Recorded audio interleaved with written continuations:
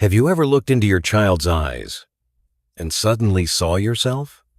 Not the hair, the smile, or the walk, but something deeper. A familiar emotion, an old wound, a memory quietly rising from within. As if your soul was looking back at you through that tiny little face. Could it be that this child is not just your child, but a sign of an old karmic debt, an unfinished connection? Some people come to me and ask, why does my child keep going against me? No matter how much I teach them, they never listen. But when we slow down and really look, something else reveals itself. That child didn't come to be taught, they came to teach. To teach patience, to teach surrender, to teach unconditional love. In Zen, there's a saying, the child is the teacher, the adult is the student, and that student is us standing each day before one of the most profound lessons of our lives. And then there are children who don't come to bring joy but to shake us to our core. They turn our plans upside down, break our expectations, push us to our edge. But behind the storm is a lesson no book can offer. Maybe this soul has met ours before in many lifetimes. Maybe they carry heavy karma and they're brought into our life, not by chance, but so that both of us can begin to heal. 3 stories, 3 feelings, but they all point to the same door. Children aren't just flesh and blood. They are karma. They are destiny. They are mirrors, reflecting the spiritual journey of every parent. So, what did your child come into your life to do? Just to be raised? Or to help you rise? Let's walk into this journey together, not through the lens of society, but through Buddhist wisdom and mindful awareness. Because sometimes, the innocent gaze of a child is the doorway to the deepest awakening inside us. 1. The child reflects the wounds we haven't healed. Sometimes when you look at a child, you don't just see them, you see yourself. Not your features or voice, but something invisible. A long-held fear, a quiet ache, something you've never put into words. A silent, withdrawn child might be echoing the silence once forced upon their parents when they were small, when they were never allowed to speak their truth. An angry, explosive child may be expressing the unspoken rage buried inside an adult someone who learned to keep everything bottled up because the world wouldn't accept their emotions. Buddhism teaches, nothing happens by accident. Every bond is the result of karma. And in the parent-child relationship, karma shows up as clearly as a reflection in a mirror. Not as something to fear, but as a lesson to be seen, understood, and if we're willing, transformed. Sometimes, a child doesn't come to bring laughter but to remind us of something long forgotten. Like an echo from the past. Like a message our soul once left behind. A parent once said, I don't know why my child is so distant. She's not rebellious, but she keeps to herself. I try everything, but I still can't connect with her. After some reflection, it became clear this parent also grew up in a home where emotions weren't welcome, where pain was buried in silence. And now, their child, without realizing, is repeating what the adult never had the courage to face. We think we're raising our children, but sometimes they're raising USB, reflecting back what we never understood about ourselves. The Buddha once said, every intentional action leaves a trace on the heart, and what hasn't been healed in the past doesn't just disappear. It shows up again often in the reactions we can't explain when dealing with our kids. A highly sensitive child might overwhelm a parent because they never learned to handle their own emotions. A clingy child might push buttons because years ago, that adult never felt it was okay to need someone. And here's the thing, parents don't mean to hurt their children. Most love deeply, give all they can, and want the best for them. But love, when it lacks awareness, can unintentionally pass down the very pain we tried to protect them from. What we haven't healed, we end up repeating. In the Dhammapada, the Buddha said, "The mind is the forerunner of all things. It leads, it creates." That's true for us as individuals. But it's also true for every relationship we have. If a parent still carries wounds they haven't acknowledged, their child's presence will bring them to the surface, and not as punishment, but as a gentle, sometimes painful reminder. Many parents have said, "I feel like my child makes me lose control. I get so angry. I'm exhausted." But the truth is, the child isn't doing anything to them. The child is simply activating something that's already there, something buried long ago, now bubbling to the surface. Just like water boiling, not because of the flame, but because the heat inside has reached its tipping point. The child is just the final spark. So when a child is stubborn, cries too much, or yells out loud before saying they're being bad, pause and ask, what in me is being triggered right now? Have I felt this before? Who in my past hurt me in this exact way? Maybe it was your parents. Maybe a teacher. Maybe it was you, as a child trying so hard to be good enough just to be loved. And now, when facing your own child, those old emotions come crashing back like waves. Not to drown you, but to be finally seen, finally healed. The child isn't doing anything wrong. They're just being real, raw, and honest, still untouched by the filters adults have learned to wear. And in that honesty, they shine a light on the parts of us still stuck in the dark. If we're quiet enough, humble enough, and kind enough to ourselves, we'll see. Every behavior has a reason. And often, the reason doesn't come from it comes from us. The child is a mirror, a voice for the unsaid, a chance to reconnect with a part of ourselves we've forgotten. And when we start seeing our children that way, not just as someone to fix or teach, but to listen to, something beautiful begins to shift. Not in them, but in us. And when we change, our children feel it. They don't need endless advice. They need presence. They need a calm, loving, non-judgmental space. They need us to show up. So next time your child is acting out, pause and listen, not to them, but to what's rising inside you. Is there a part of you, maybe the little child you once were, crying for the same love and safety? Because maybe, just maybe, your child didn't come here for you to raise them. Maybe they came to help you become who you're meant to be. And when we understand that, every day with them stops feeling like a struggle and starts becoming a return. A return to healing. A return to surrender. A return to loving ourselves all over again. And that right there is where karma begins to shift. 2. Every child comes not just to be raised, but to raise the parents. There's something beautiful and quite surprising in Zen Buddhism. A Zen master once said, "The child is the teacher, the parent is the student." Now that might sound backwards, right? Because in most people's minds, children come into this world to be nurtured, guided, and shaped into good human beings. But from the lens of Zen, everything in life can be a teaching. And every person who enters our life brings a lesson, including the smallest ones who can't even speak yet. And sometimes, the most profound teacher in your life is right there in front of you, tiny, crying, asking questions you don't have answers to. A baby cries all night, not because they're hungry, not cold, just crying for no clear reason. To a mind that's not mindful, it can feel exhausting, frustrating, something to get through. But to someone who knows how to look deeply, this is the first lesson in patience. And not just patience to calm the baby down, but patience to sit with yourself. Why am I angry right now? Why do I feel powerless in front of this tiny soul? What part of me is being triggered?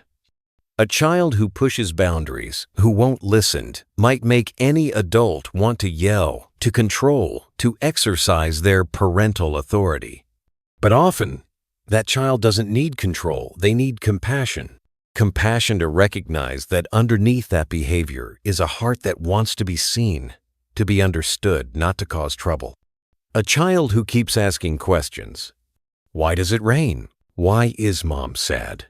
Why do I have to learn this? And sometimes, as adults, we don't have the answers. But those questions aren't just about knowledge.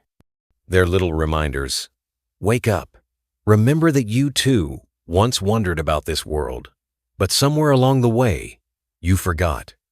And in those innocent questions, a door opens not for the child, but for the adult to remember. Children don't come to make life easier. They come to awaken something in us, a part of our spirit that's been asleep, a place in our heart we've never visited, a fragment of our soul that's long been lost and now stirred by the clear gaze of a child. In the Satipatthana Sutta, the Buddha teaches about observing the body, feelings, mind, and mental objects. Every moment in life can be a gateway to mindfulness. And nothing invites us to be more present than raising a child. Because children don't tolerate distraction. They demand your full presence. When you're nursing, reading a bedtime story, or helping your child take their first steps if your mind wanders, the child knows. Not through words, but through energy. Through the anxiety in your breath, the unfocused eyes. And that's when mindfulness jumps off the page and into real life. A mother once told me, after giving birth, I realized I wasn't raising a child. I was being retaught how to live. That sounds simple, but it's full of wisdom. Because every act of your child, every outburst, every laugh, every confusing behavior is like a quiet test being handed to you as a parent. And adults don't always have the answers. But if they're quiet enough and open enough, they'll see you don't have to respond perfectly. Just being present is already part of the learning. There was a little boy who used to get angry all the time. He'd throw things, scream whenever things didn't go his way. His father, at first, responded harshly, yelled, punished, tried to control, but nothing changed. Then one day, during a moment of meditation, the father remembered something from his own childhood. He too had been yelled at. He too had been hit every time he made a mistake. And suddenly, he realized his son didn't come to drive him mad. His son came to help him remember. From that day on, the father stopped yelling. He started sitting beside his son. He held the child's anger the way he wished someone had held his many years ago. And something shifted. The child still got angry, but began learning how to speak his sadness, his fear. And the father, he began to grow again this time, with mindfulness and love. In Buddhism, there's a concept called Dhamma here and now, meaning the truth isn't somewhere far away. It's in the present moment. Raising a child, when done with presence, is a spiritual practice. You don't need to escape into the forest. You don't need to chant all day. You just need to hold your child. When they cry with your full attention, sit beside them when they're upset without reacting from habit. Just be there. That alone is a form of practice. And the beauty is children don't need you to be perfect. They don't need a parent who's enlightened. They just need an adult who's humble enough to learn. Who can say sorry? Who can pause and ask, what's this moment really about? Because sometimes it's us who need to be taught. When we start seeing our children as teachers, everything begins to change. We stop trying to dominate. We start to accompany. We stop forcing them to listen and start listening ourselves. And from there, the path of practice opens up not at a temple gate, but right in the middle of our child's laughter, their cries, and even their tantrums. 3. Letting go isn't indifference. It's love with wisdom. There's a quiet, profound truth that often goes unnoticed. Love without wisdom can easily turn into attachment. And nowhere is this more common than in the relationship between parents and their children. Parents love their children with all their hearts. They sacrifice. They nurture. They carry burdens. Sometimes they even pour their own unfulfilled dreams into their child's life. At first glance, it sounds noble. But underneath, something delicate begins to unfold. The desire to control. Control how the child lives, what they study, who they marry, how they behave. Bit by bit, that control, though labeled as love, becomes a burden for both sides. A mother once said, "I just want what's best for my son. That's why I made him go into medicine. It's stable." But that son, he dreamed of becoming an artist. And every day at medical school felt like dying inside living someone else's dream.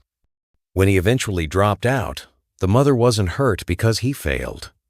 She was hurt because he didn't follow the path she chose. It's a very human pain, and a very common one.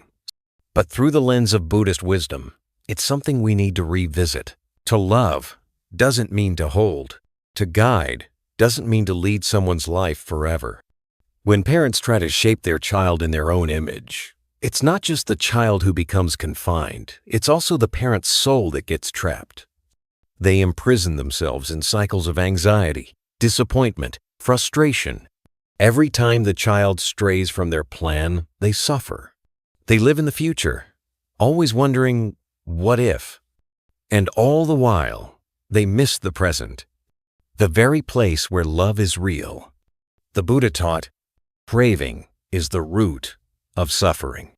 When love carries possessiveness, it becomes a source of pain not just for the other person, but for ourselves. A father once sat beside an elderly monk and asked, "My son wants to go abroad to study music, but I know that path is full of struggle. Should I stop him?" The monk didn't answer right away. He simply asked, "Do you want your son to live or just survive?"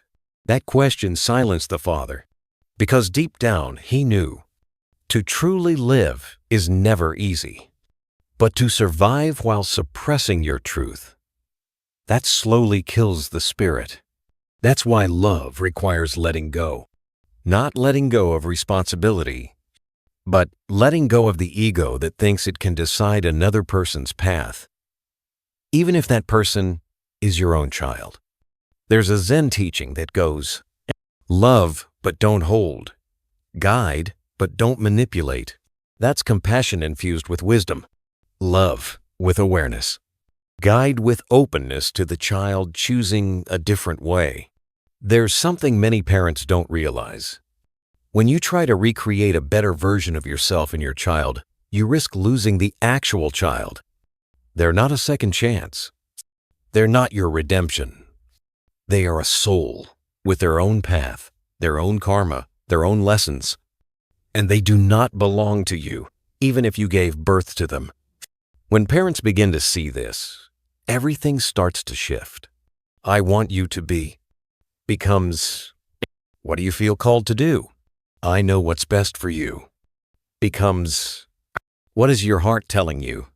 And in those tiny changes, a door opens to freedom, to trust, to a love that doesn't suffocate. Letting go isn't easy. Letting go of the child you carried inside you. Letting go of your fears. Letting go of expectations. But letting go doesn't mean not caring. It means letting the child grow. Letting them walk their own karmic path. So one day, if they return, it's not out of duty, but because love has bloomed in their heart. There was once an elderly mother who said, "When my daughter left home, it broke my heart. She didn't follow the career I wanted for her, but I stayed silent. 10 years later, she called and said, 'Mom, I know you didn't agree with my path, but thank you for not stopping me.' The mother cried, not because her daughter succeeded, but because her daughter understood, and because the mother had learned to love without holding on. In Buddhism, there's a virtue called upekkha equanimity. It means letting go not from disappointment, but from understanding. Every being has their own journey. No one can live for another. No one should live trapped by someone else's fear. So, if you truly love your child, learn to release your grip. Not letting go of love, but of control. Not abandoning your role, but dropping the illusion that you always know best. A bird can only fly far if the hands that once held it know when to open. And real love doesn't hold back. It lifts the other up to fly. 4. A child who disrupts your life might be a karmic gift in disguise. Not every child is born into a family bringing laughter and ease. Some arrive, and everything turns upside down. Plans are shattered. Dreams are put on hold. Old wounds and limits we thought we had outgrown suddenly return. And after years of struggling to raise a child who's different, some parents can't help but ask, why is my child like this? What did I do wrong to deserve this? These questions don't come from hate. They come from a place of exhaustion, confusion, powerlessness. They come from a heart that once hoped and is now hurting because reality didn't match the dream. But if we can pause, take a breath, and see through the light of Buddhist wisdom, we may begin to understand. What we call karma might not be a burden. It might be the very doorway to liberation. In Buddhist teachings, there are countless stories of karmic reunions. Souls who hurt each other in past lives returning in new roles. Parent and child. Teacher and student. Husband and wife. Not to punish, but to heal. Not to continue the hurt, but to bring clarity where there was once misunderstanding. Maybe the child who comes and shakes the foundation of our life was once a soul who crossed our path before. Maybe we were the ones who caused them pain. Or maybe they were the ones who hurt us. Now, karma brings us back together, not for revenge, but for reconciliation through the most sacred connection of all, family. There was a mother who raised a son with autism for 20 years. Her life changed completely the day he was born. She went from being vibrant and outgoing to quiet and still, revolving her life entirely around his care. Friends said, "What a tragedy." But she said, "Number." It was a 2-decade meditation retreat. No child has ever taught me patience, surrender, and unconditional love like my son has. Through relentless fatigue, she came to understand impermanence. Through moments of helpless anger, she began to observe her own mind. Through feeling misunderstood, she began to turn inward. And in that space, she finally met herself. That child who didn't speak, who couldn't engage the way other children did, became her greatest teacher, more powerful than any retreat, any scripture, any formal practice. When we begin to see things this way, everything shifts. A child who refuses to listen may be a soul still healing from past lifetimes of being controlled.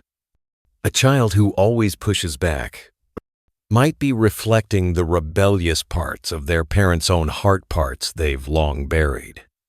A child born with illness may be returning to help resolve a karmic wound that's been waiting for closure for many lives. That child isn't here for us to fix. They're here to help us see ourselves honestly, painfully, beautifully.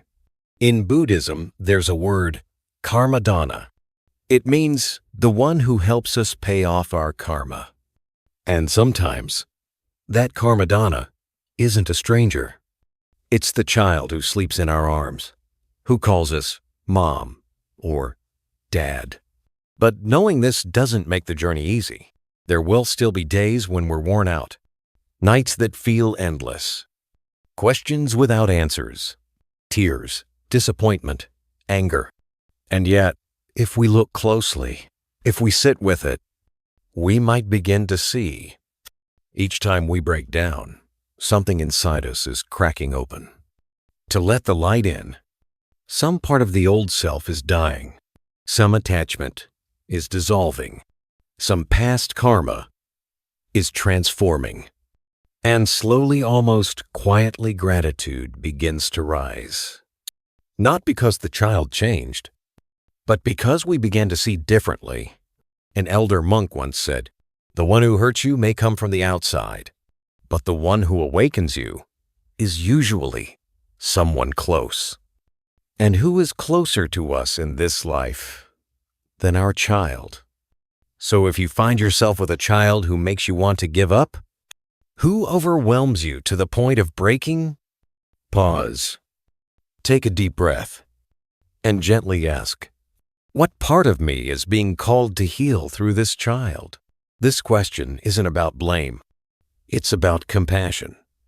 Not just for the child, but for ourselves. Because sometimes the most difficult children to raise are the greatest spiritual gifts we'll ever receive. They didn't come here to be understood. They came to help us understand. 5. True love isn't about success. It's about presence. There's a quiet question that lives in the hearts of many parents. Am I a good mother? Am I a good father? And often, we try to answer it with outside measures. Is my child doing well in school? Are they well behaved? Are they successful by society's standards? But from a Buddhist perspective, all of that is just surface level. A deep, meaningful connection, especially between parent and child, can't be measured by grades, trophies, or achievements. It's measured by mindfulness, by our ability to be fully present in the most ordinary moments. Through the lens of meditation, real love isn't something grand. It's not expensive gifts. It's the way you look at your child without rushing. It's not advice or lectures. It's the silence in which you truly listen without judging. It's not worrying about the future. It's honoring the one precious minute you have together right now. A child might be eating dinner with their parents, but the parents are glued to their phones. The child says nothing, but their heart feels it. I'm not the most important thing in this moment. And if that happens again and again, a quiet seed is planted inside them. I'm not worth someone's full presence. On the other hand, one smile from a father, one moment when a mother slows down to hear a messy, silly story, one night when the family cooks together without rushing, these little things so small can leave an imprint for a lifetime. In Buddhism, there's a teaching called the path of direct experience. It means every moment of daily life can open the door to insight if we're fully present. Raising a child, living with them, listening to them, these can all become spiritual practice. If we're willing to pause, to show up completely. A father once said, "Every time my child cried, I got annoyed. I thought he was being a nuisance. But when I started meditating, I realized each cry was asking, 'Dad, are you really here?' And when he finally was present, this child cried less. Because kids don't need perfect parents. They need present ones. Today, so many parents are busy. They provide food, education, everything their child needs, except the one thing that matters most, presence. When we live unconsciously, parenting becomes a task list. We forget connection, and the distance grows. Children stop opening up. Parents don't understand what's going on inside them. They live under the same roof yet feel like strangers. In Zen, mindfulness is emphasized in every small action. And the smallest action of Alice just being there. You don't need to do anything special. When your child speaks, pause and really listen. When they play watch without evaluating. When they make a mistake, take a breath before reacting. A Zen teacher once said, "Mindfulness doesn't change your child. It changes how you see them. And when your perception changes, your relationship changes." You stop seeing your child as a project to fix or mold. You start seeing them as a growing soul with their own path, their own awkwardness, their own unique beauty. One mother once shared, "I used to compare my child to others. I felt disappointed when she didn't excel like them. But one day, she looked at me and asked, 'Mom, can you just love me as I am?' I went silent. That simple question woke her up. Because real love doesn't ask for conditions. It's not, 'Be good and I'll be proud.'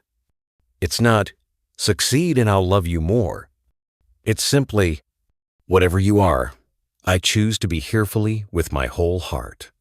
And that kind of love becomes a force of healing. It releases the child from the pressure of being someone they're not. It frees the parent from unrealistic hopes, from constant disappointment, from attachment to illusions. Because one day, your child will leave home. No one stays together forever.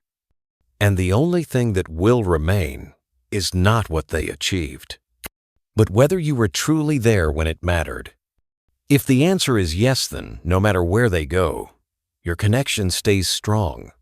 If the answer is nothing, even if they're sitting beside you, the distance remains vast. That's why mindfulness in love isn't some lofty idea. It's in the everyday choices. Will you put the phone down when your child calls your name? Will you stop explaining and start listening? Will you slow down not to lead but to walk with them? And if you can, each day becomes a meditation. Not to change your child, but to transform yourself. The one who's learning to love mindfully. 6. The child in front of you is speaking to the child within you. There's something subtle, almost hidden in the relationship between parents and children that we rarely notice. Very often, we're not reacting to the child in front of us.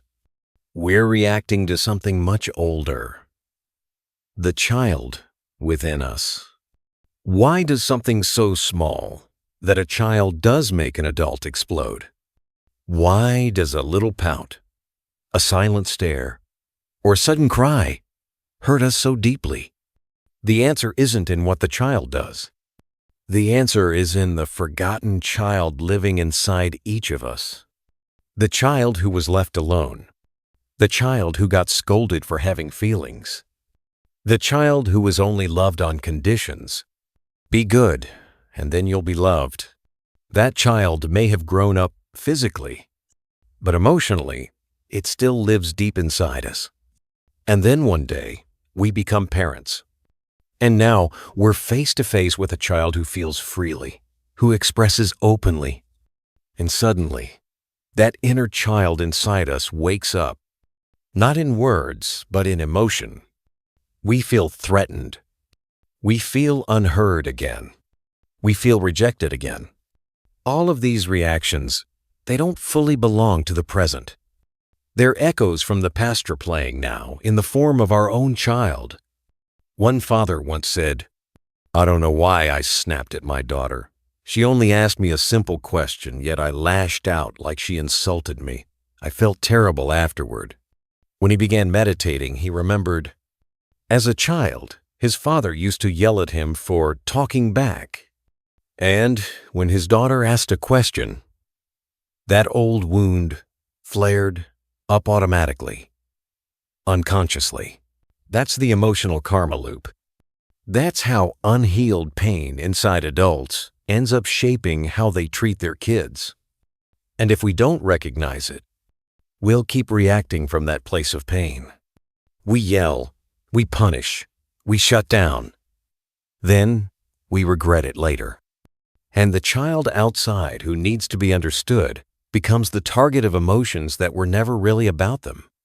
But here's the beautiful part. The child in front of you is a mirror for the child within you. And if you're willing to look into that mirror, you might see when your child talks back, maybe it's your own silenced voice resurfacing. When your child cries a lot, maybe it's the tears you never let yourself cry. When your child gets moody, maybe it's your own loneliness that never got spoken. From a Buddhist point of view, this isn't surprising. In meditation, we talk about mental formations, deep emotions and impressions stored in our subconscious. And children with their open, raw, unfiltered energy can awaken those buried feelings in us. One mother once shared, "When my son cries, I get so upset. I can't stand seeing him weak." Then I realized my mother never let me cry. Every time I did, she'd coldly say, "Stop it. Don't be weak." And then she understood she wasn't angry at her son. She was angry at herself as the little girl who had to toughen up and learn not to need anyone. That realization changed her, not because she tried to change, but because she saw clearly. And that clarity is the beginning of transformation. Because once we see, we start to become mindful. And once we're mindful, we gain the freedom to choose, to pause before reacting, to breathe before yelling, to say, "I'm here. I hear you. I'm not perfect, but I'm learning how to love." No parenting book can teach us that. Only mindful presence in the heat of the moment can open that door. And when we hold our child out there, we're also learning to hold the child inside. Raising a child is really about re-raising ourselves. And if we're willing to walk that path, then not only will our child grow up with love, we'll finally grow up with awareness. So the next time emotions rise, don't rush to react. Take one deep breath and ask yourself, who's speaking right now, the adult or the unhealed child? That simple question could change everything. Because only when we understand the child inside can we truly understand the one living beside us. 7. A child doesn't come by chance, but through karma and deep-rooted spiritual connections. Not everyone takes the time to sit down, look into the eyes of their child, and ask, "Why did you come to me? Why this child and not another?" To many, that question might sound philosophical or even far-fetched. But through the lens of Buddhism, the relationship between parent and child is never random. A soul doesn't just end up in a particular family by accident. A child isn't born into a loving home here, a painful one by mere coincidence. Everything is the result of karma, the unfolding of spiritual causes and conditions built up over many lifetimes. The Buddha once taught, "No meeting is ever a coincidence. All encounters are guided by karmic energy." In this endless cycle of rebirth, every action, every thought, every word leaves an imprint. And one day, that imprint can appear in the form of a person who enters your life. A child isn't just the outcome of biology, but a manifestation of deep karmic streams, moving across time and beyond logic.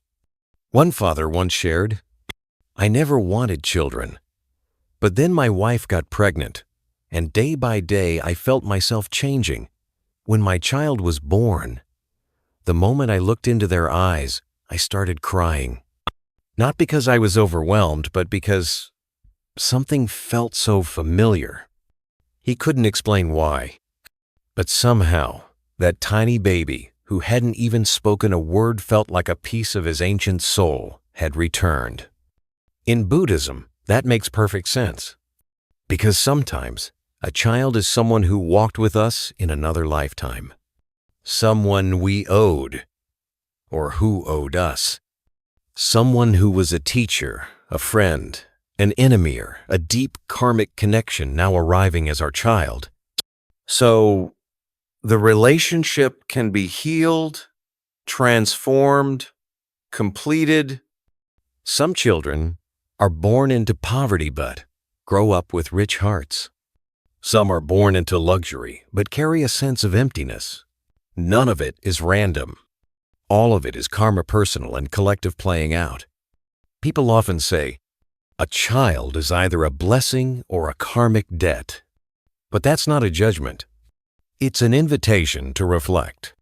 If a child comes with challenges, maybe it's a call to develop compassion.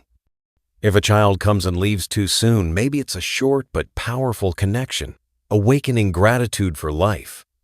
If a child causes us pain, maybe they're revealing parts of ourselves we've never dared to face. A woman once lost her newborn just a few months after birth. Years later, on her spiritual path, she had a dream during a retreat. In that dream, the baby smiled and said, "I came just to help you see there's something bigger than this life. And I left, so you could begin to find yourself." That dream changed her. She realized no presence is ever meaningless. No bond is ever wrong place, wrong time. Every relationship is the Dharma showing up, inviting us to wake up.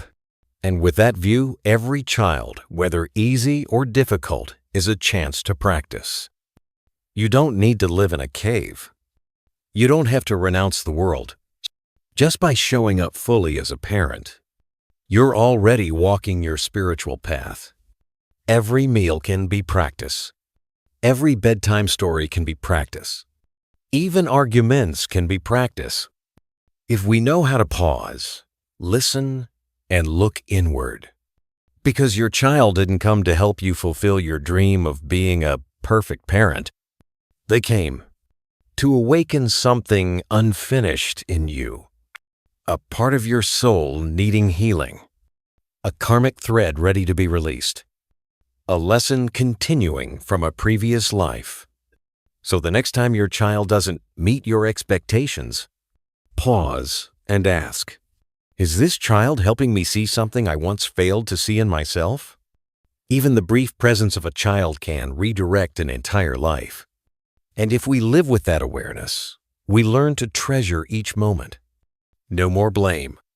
No more asking, why this child? Instead, we smile and whisper, thank you for coming, to help me keep walking the path of awakening right here in everyday life. 8. Raising a child is also raising yourself. Every meal, every bedtime is a spiritual practice. There's a deep-rooted belief many of us carry. That spiritual practice belongs in temples among chants, incense, monks' robes, and distant mountaintops.